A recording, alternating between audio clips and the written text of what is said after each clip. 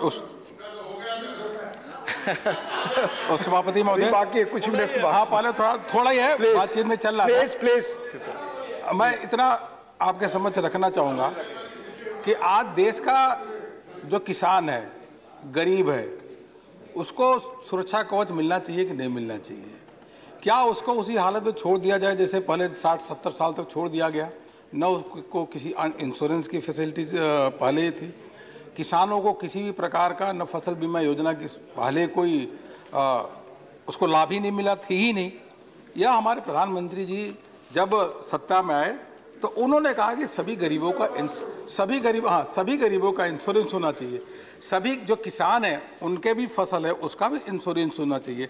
और उसी के अंतर्गत देखते देखते मैं आपके समक्ष बताना चाहूँगा कि यह प्रधानमंत्री फसल बीमा योजना के अंतर्गत कुल मिलाकर के 23 करोड़ से अधिक लोगों का इंश्योरेंस हुआ, 23 करोड़ से अधिक किसानों का, और 17,400 करोड़ रुपए जो प्रीमियम दिया था, 90,000 करोड़ रुपए उनको पेमेंट किया गया इंश्योरेंस कंपनियों के माध्यम से।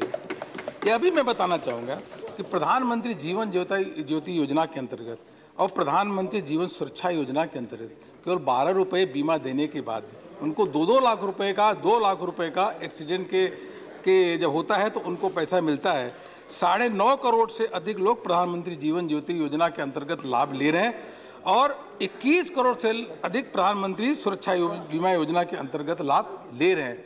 आयुष्मान भारत के अंतर्गत भी क्या यह संभव है कि जब तक बीमा कंपनियां और स्ट्रांग ना हो, उसमें इन्वेस्टमेंट अधिक से अधिक ना आए और टेक्नोलॉजी ड्रिवेन ना हो, तो जो आयुष्मान भारत के अंतर्गत लोगों को किस प्रकार से बीमा की सुविधा दी जा सकती है?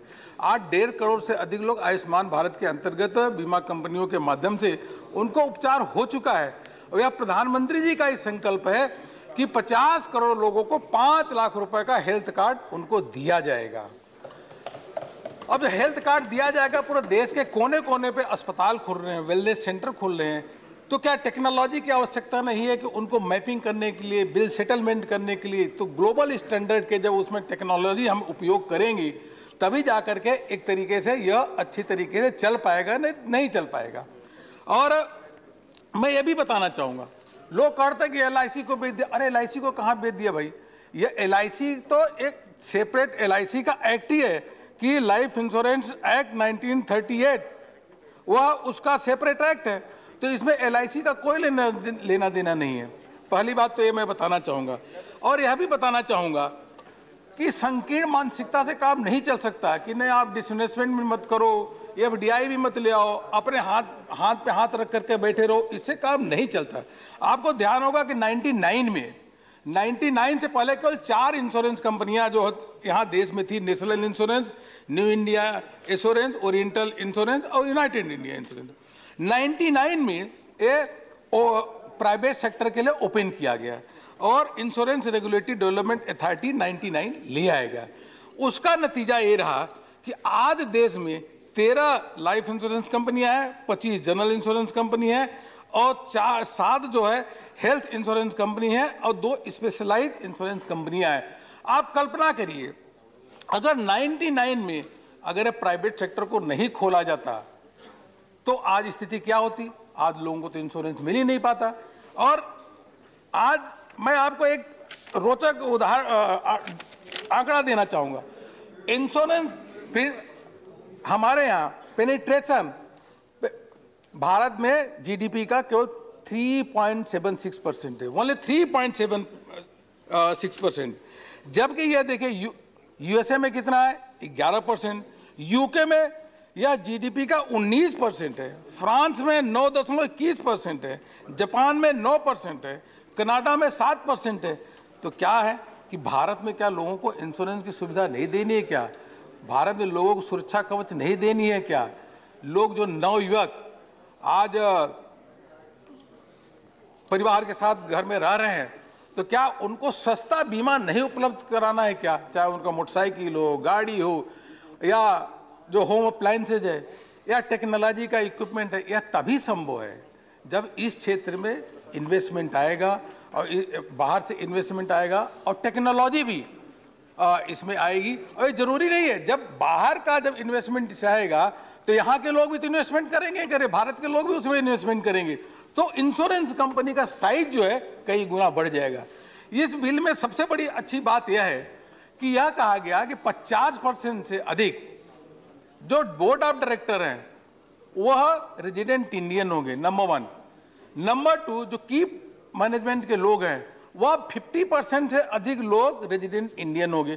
तो विदेश का कहाँ से कंट्रोल आ गया? विदेश कैसे हमारे इन कंपनियों पे कंट्रोल करेगी? और तो इंडिपेंडेंट डायरेक्टर भी 50% अधिक कहीं हो गए तो रेजिडेंट इंडियन हो गए, यह भी इसमें प्रोविजन है। इसके अलावा यह भी कहा गया कि जो प्रॉफिट है, प्रॉफिट सब लेके नहीं जाएंगे, एक सर्टेन परसेंटेज ऑफ प्रॉफिट वो रिजर्व में वो रखा जाएगा। मैं बताना चाहूंगा कि इंश्योरेंस कंपनियों में 2 प्रकार के जो फंड होते हैं, एक होता है पॉलिसी होल्डर फंड, एक होता है share holder fund. Policy holder fund को कोई टच नहीं कर सकता। शेयर होल्डर जो फंड होता है उस शेयर होल्डर फंड में भी सब कुछ खर्चा प्रोविजन करने के बाद, टैक्स करने के बाद फिर थोड़ा बहुत उसको आप डिविडेंड के रूप में दे सकते हैं। अंत में मैं इतना कहूंगा मान्यवर, ये बहुत अच्छा कदम है और आने वाले समय में जो हमारे विपक्ष के लोग भी बैठे हैं, यह भी ये सस्ता जो इंश्योरेंस होगा, टेक्नोलॉजी ड्रिवन इंश्योरेंस इनको मिलेगा, उसका भी उपयोग करेंगे और उसके लिए तालियां बजाएंगे कि जब इसमें जो इंश्योरेंस कंपनी कंपटीशन में आकर के, जैसे पहले टेलीफोन 20 रुपए पर मिनट होता था, 30 रुपए पर मिनट होना था, जब टेलीकॉम सेक्टर में FDI 100% आया, अच्छे कोई आने के बाद भी कोई टेलीकॉम की कोई भी बाहर के लोग हमारे टेलीकॉम को उठा के लेके नहीं गए, हमारा ही यहाँ कंट्रोल है। लेकिन उसका फायदा क्या हुआ? टेलीफोन फ्री में होने लगे, सस्ते कॉल हो गए, आम गरीब से गरीब चाहे साइकिल वाला हो, ठेला वाला हो, आज वह फोन पे जम करके बात करता है। इसलिए बात करता है क्योंकि उसको टेलीफोन सस्ता हुआ है, ये टेक्नोलॉजी के कारण और उसमें इन्वेस्टमेंट के कारण टेलीकॉम सेक्टर में।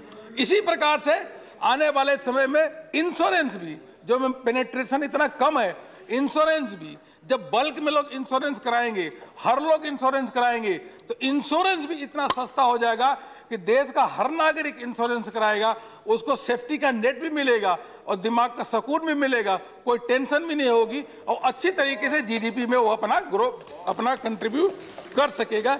यही मुझको बताना था मानवर। मैं तो बहुत कुछ बोल सकता हूँ लेकिन सब कुछ आ गया, आपने बोलने का मौका दिया, बहुत बहुत धन्यवाद। बहुत धन्यवाद। माननीय आनंद शर्मा जी।